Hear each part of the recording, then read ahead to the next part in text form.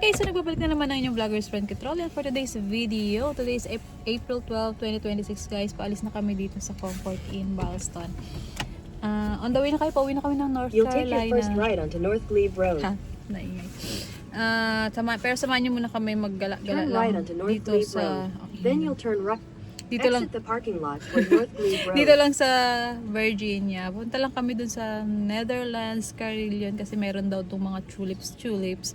Since wala masyado kaming naabutan na cherry blossoms dun sa Washington. Tingnan natin kung may tulips kami maabutan dito sa Virginia guys. So ayun, samahan nyo kami sa aming pag-uwi sa North Carolina guys.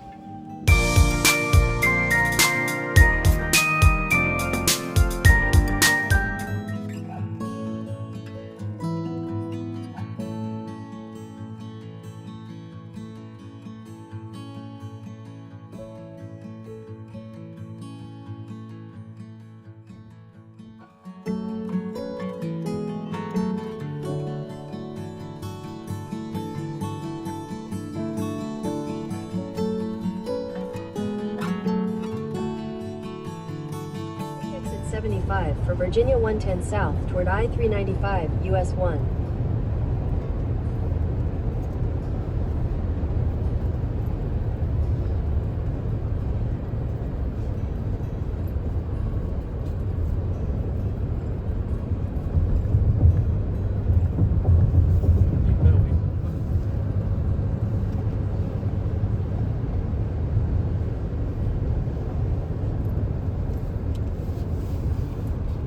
In a quarter mile.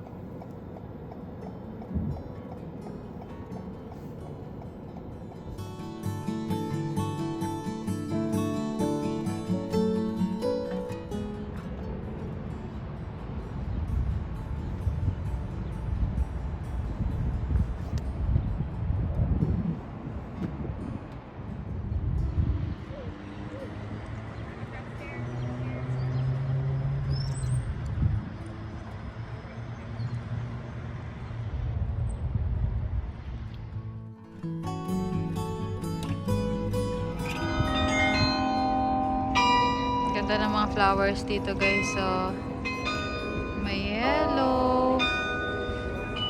May Ate B. Ito, wait lang. Ano ba yun? Meron din dito.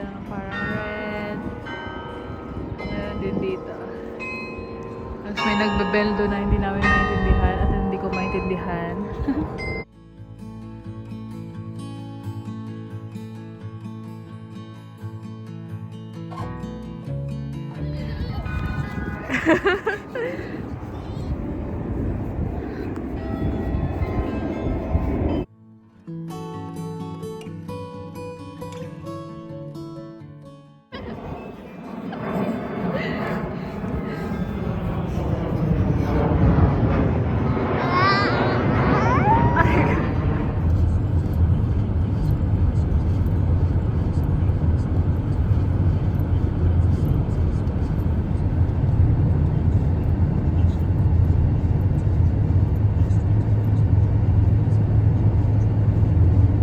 Then merge onto Army Navy Drive.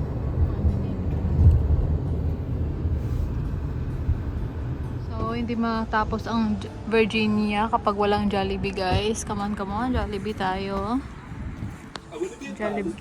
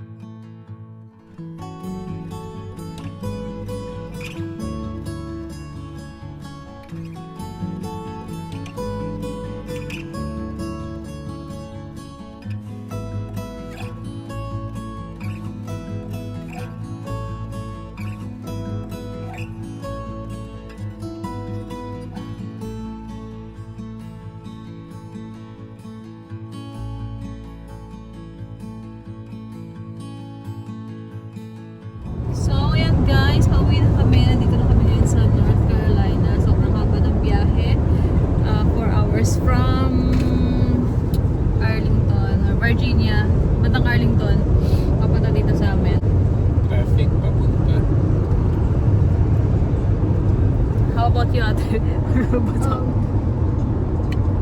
a lot of stores. There's a lot of what? Stores. Yeah, there's a lot of stores. Alam niyo ba, ngayon ko lang na-realize, yun nga, maraming store nga dun sa Washington. Parang before, yung first time punta dun, puro kasi yung mga museum yung pinunta namin. Ngayon, kahit paano na, may mga stores na kaming napasukan, na hindi namin napasukan before.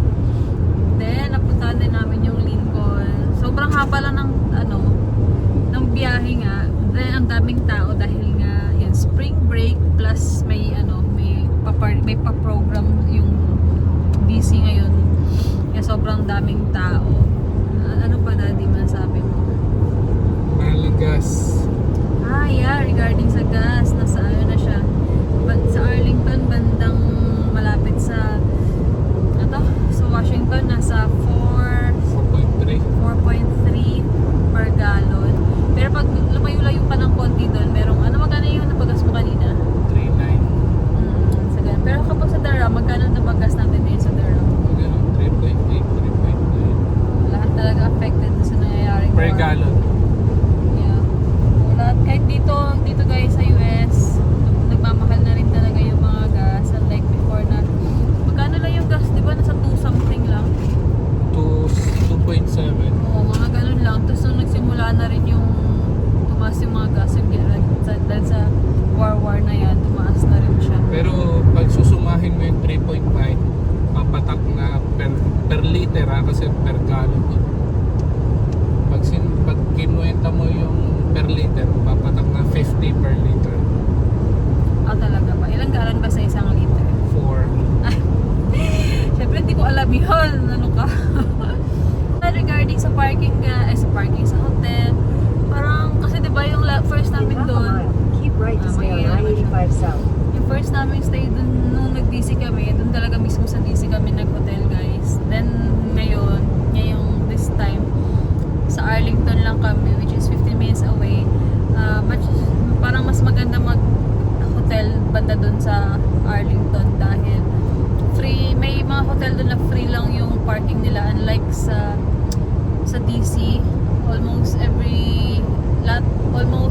Almost lahat ng hotel doon is may bayad yung parking nila overnight. Then parang bawal din maglabas-pasok yung car, ganyan. Hindi ko lang sure, pero ganun, may bayad yung parking nila, unlike sa Arlington nga, may mga hotel ka makikita doon na free parking. So sayang din kasi usually yung mga parking doon is $25 per night, ganyan. So sayang din, di ba? Oo, may ganun. 40 nga eh. De 40, sa akin 25 lang.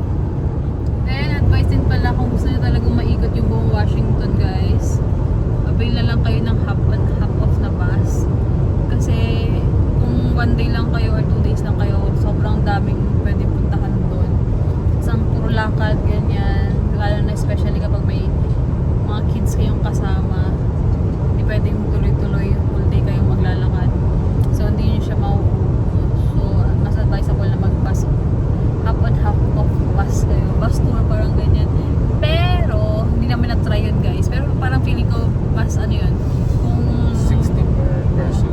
kung galing pa kayo sa malayo talaga, sasadyain nyo siya, para sulit kapag nag-avail kayo ng half on half off na yun. Kung gusto nyo talaga i-tour yung buong DC. And sa amin parang hindi naman namin kailangan yun kasi medyo malapit-lapit lang kami sa DC guys, 4 hours away lang kami. So anytime kung gusto namin, pwede kami pabalik-balik, ganyan. Pero kung from the other side pa kayo, yan, avail kayo nun para mapuntahan nyo lahat. So ang weather ngayon doon sa DC is malamig pa siya sa morning, ganyan. Then mga bandang 2, 3, 4, yan, mainit na siya.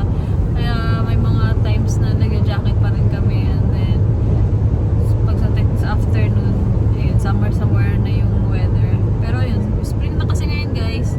Yun, magulo yung weather din nila doon. Hindi mo alam kung mainit na or malamig. Parang ganyan. Hati pa rin yung yung weather for the whole day. So yan guys, pumili lang kami ng spaghetti tsaka fried chicken sa Jollibee. Then yun na yung dinner namin. Nakauwi na kami dito sa bahay. Thank you Lord. Safe ang aming travel. Andyan tayo ng aming bagahe. Kagulo. Mga pinamili namin. At sobrang gulo ng bahay pa din.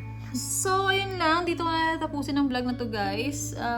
Nasulit naman namin ang aming 3 days gala namin this time para matapos na para makapag-celebrate ng spring break ang mga bata. Bukas balik school na sila, balik